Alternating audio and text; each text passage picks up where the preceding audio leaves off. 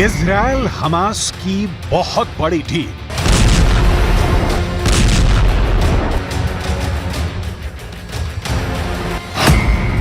बंधकों की रिहाई का खुला रास्ता।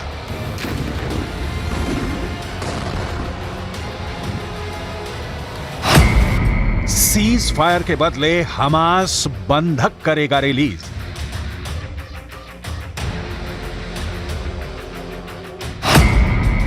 डील पर लगेगी नेतन्याहू की मुहर।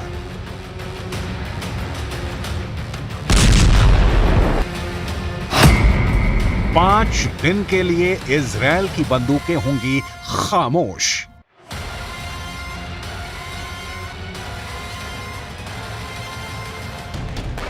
सीज फायर और बंधकों की रिहाई की डील के शोर शराबे के बीच ये बात नोट करने वाली है कि इजराइल अमेरिका की लीक पकड़कर नहीं चल रहा। युद्ध में हथियार भले ही इजराइल अमेरिका से मांगता है, लेकिन जमीन पर इजराइल के सैनिक ही लड़ रहे हैं।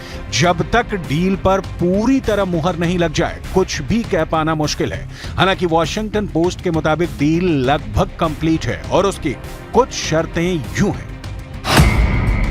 वॉशिंगटन पोस्ट के मुताबिक 6 पन्नों में इजराइल हमास की डील की डिटेल दर्ज है, जिसमें साफ तौर पर लिखा गया है कि बंधकों की रिहाई के बदले इजराइल 5 दिनों तक सीज फायर जारी रखेगा।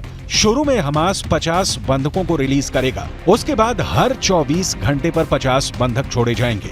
यह अस्थायी समझौता होगा, जिसे भविष्य में बढ़ाया भी जा सकता है।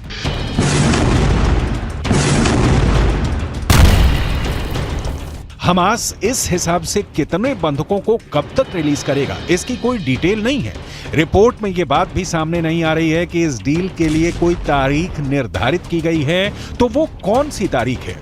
वॉशिंगटन पोस्ट ही नहीं, पश्चिम मीडिया के कई माध्यमों में इस डील की जोर शोर से चर्चा है और इसके साथ ही ये भी छपा है कि जो बाइडेन ने आखिरकार इजराइल में बंधक बनाए 240 बंधकों की रिहाई का रास्ता खोल दिया।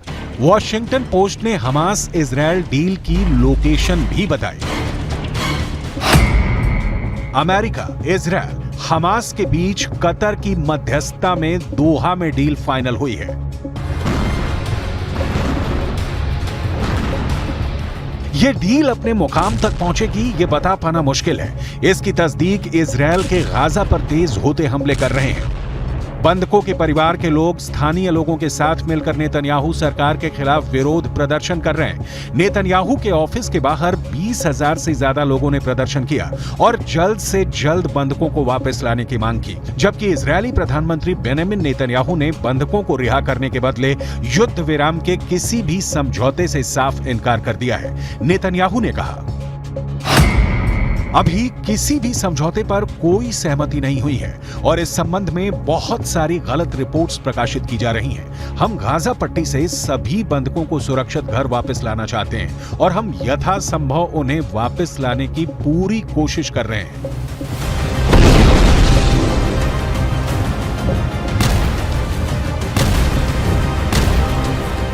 इस बीच युद्ध विराम पर वॉशिंगटन पोस्ट की रिपोर्ट सामने आने के तुरंत बाद जो बाइडेन प्रशासन ने किसी भी संभावित डील से इनकार किया है। जो बाइडेन नेतन्याहू के हर उस कदम के साथ हैं जिसका मकसद है हमास के आखिरी आतंकी के जिंदा रहने तक इजराइल की तोपों का मुंह गाजा में खुला रहेगा। व्हाइट हाउस के प्रवक्ता एड्रियन वॉटसन ने कहा, हम अभी तक किसी समझौते पर नहीं पहुंचे हैं, लेकिन हम समझौते पर पहुंचने के लिए कड़ी मेहनत कर रहे हैं। ऐसा कोई पहली बार नहीं हुआ है कि इजराइल और हमास के बीच सीज फायर की खबरें सामने आई हैं। दरअसल आने वाले दिनों में ऐसा संभव भी हो सकता है कि इजराइल और हमास के बीच संघर्ष विराम पर कोई डील हो जाए। हालांकि नेतन्याहू ने भी यहां तक कहा है कि आने वाले दिनों में बंधकों की रिहाई को लेकर कुछ हो सकता है, लेकिन हमास चाहता है कि तमाम फिलिस्तीन कैदियों को इजराइल रिहा करे, जिसके लिए नेतन्याहू तैयार नहीं। ईरान के विदेश मंत्री के नेतृत्व में हमास के लीडर पुतिन से मिलने मॉस्को पहुंचे थे। वहां से भी हमास ने ईरान के जरिए कहलवाया कि वो डील के लिए तैयार है, लेकिन शर्त है कि इजरायली जेलों में बंद फिलिस्तीनियों को रिहा किया जाए। इजरायल ने इसका जवाब गाजा में गोली चलाकर दिया, लेकिन अब मामला पहले से पलटा दिख रहा है। कहा जा रहा है कि लोगों के दबाव में नेतन्याहू का युद्ध कैबिनेट बंधकों में से महिलाओं और बच्चों की रिहाई के लिए कतर में मध्यस्थता वाले समझौते पर विचार कर रही है। बदले में इजरायल गाजा में कई दिनों के संघर्ष विराम पर सहमत होगा और हजारों फिलिस्तीनी कैदियों में से कई दर्जन को रिहा कर देगा। मतलब बंधकों की रिहाई को लेकर कोई भी दो टूक बात अब तक सामने नहीं आई है।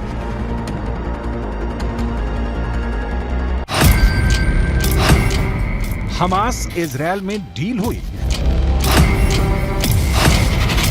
हमास इजरायल के बीच डील नहीं हुई। हमास बंधकों को रिहा करने के लिए तैयार है। इजरायल सीज फायर के लिए तैयार है। इजरायल फिलिस्तीनी कैदियों को रिहा करेगा।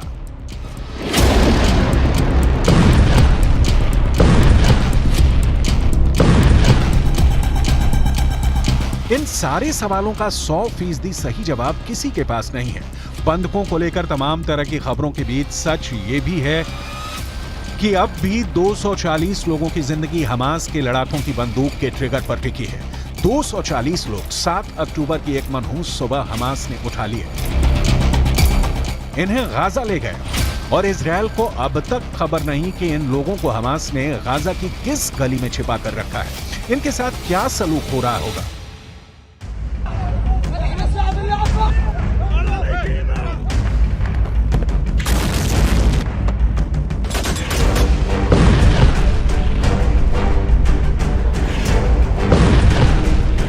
तेईस साल की शानी लूक के मृत शरीर को तो गाजा की सड़कों पर हमास ने निर्वस्त्र घुमाया था, लेकिन उम्मीद की एक किरण बनकर बुजुर्ग महिला भी सामने आई, जिन्होंने बताया कि हमास ने बंधकों के साथ बहुत बुरा कुछ भी नहीं किया है।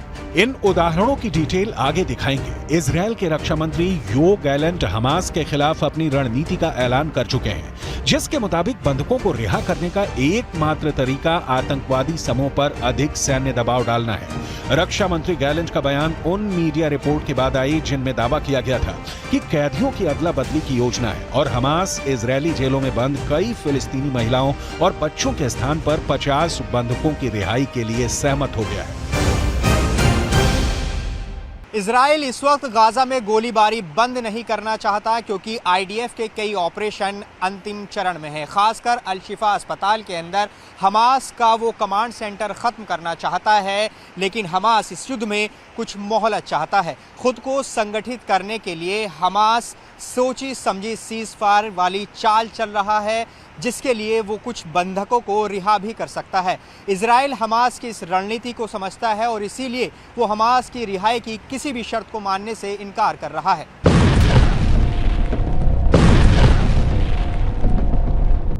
जमीनी हकीकत यह है कि दुनिया भर में अपने खुफिया ऑपरेशन को अंजाम देने के लिए जानी जाने वाली मोसाद अब तक बंधकों को छुड़ाने के लिए किसी सफल ऑपरेशन को अंजाम नहीं दे सकी है।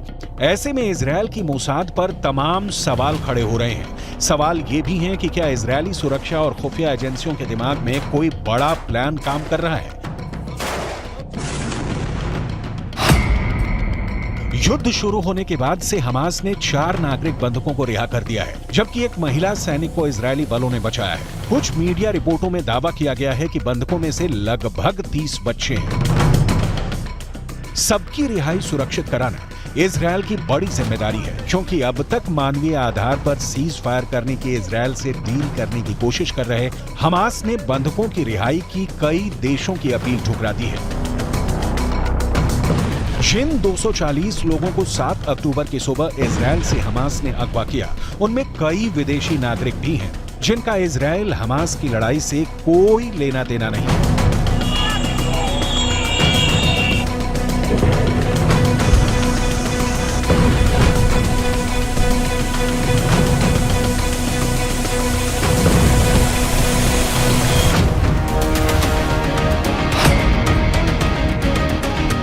इन बंधकों में थाईलैंड के 14 लोग, जर्मनी के 8 लोग शामिल हैं, अर्जेंटीना के 16 लोगों को और 9 ब्रिटिश लोगों को बंधक बनाया गया है।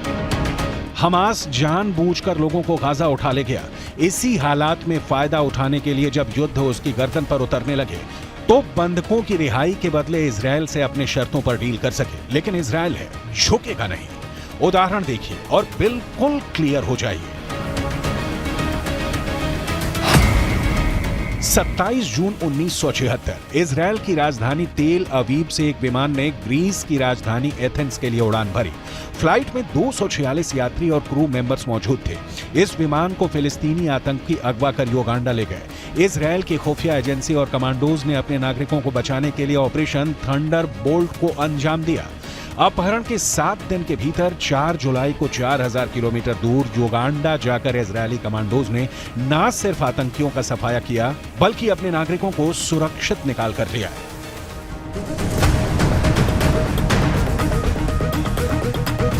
इस ऑपरेशन में इजरायल के प्रधानमंत्री बेंजामिन नेतन्याहू भी शामिल थे। इस ऑपरेशन में उनके भाई योनाथन नेतन्याहू की जान चली गई थी।